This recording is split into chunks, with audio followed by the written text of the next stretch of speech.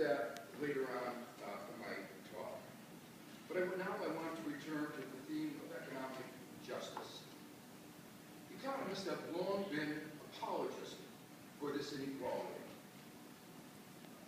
They developed a theory called the theory of marginal productivity that said individuals' receipts correspond to their contribution to society, in the sense that those at the top got their just desserts, and in this view, those at the bottom got their just desserts.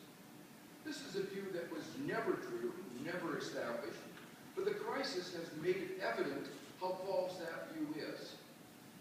In the midst of the crisis, the bankers who had brought the world to the brink of ruin, whose contribution to our society was unambiguously negative, were walked off with mega bonuses.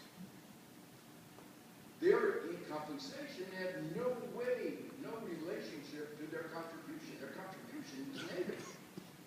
And yet, they walked off with millions of dollars in pay. Indeed, in recent years, economists have become increasingly aware that much of the inequality at the top is related to what economists refer to as rent-seeking. Another way of thinking about it is there are two ways to get rich. One way, which I hope the younger people in this audience will see, is to increase the size of the national pie, to create something, to do something that adds to the social well-being.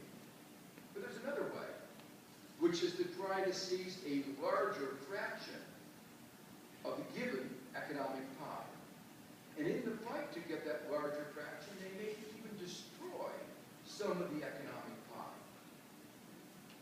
And that is the way in which a large part of the incomes at the top have originated. Think about, for instance, some of the wealthiest people in the Forbes 100 list. Several of them have gotten their income partly by making contribution, but largely because by the exercise of monopoly power.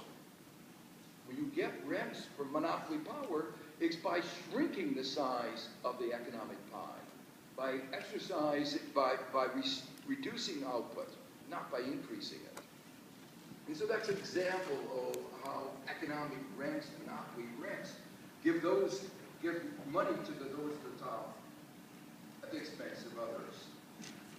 To go back to the financial sector, an example of this abuse of monopoly power is the fact is our payments mechanism.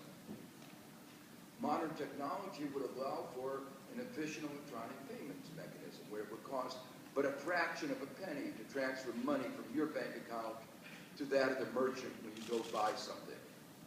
But our monopolistic banks charge 1%, 2%, 3% or more of the value of the transaction.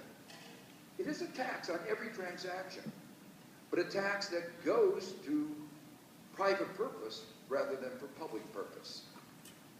Many of these bankers complain about high rates of taxation, but they are imposing a tax where they're taking money from the bottom of the pyramid and moving it to the top, increasing suffering at the bottom and enriching the 1%.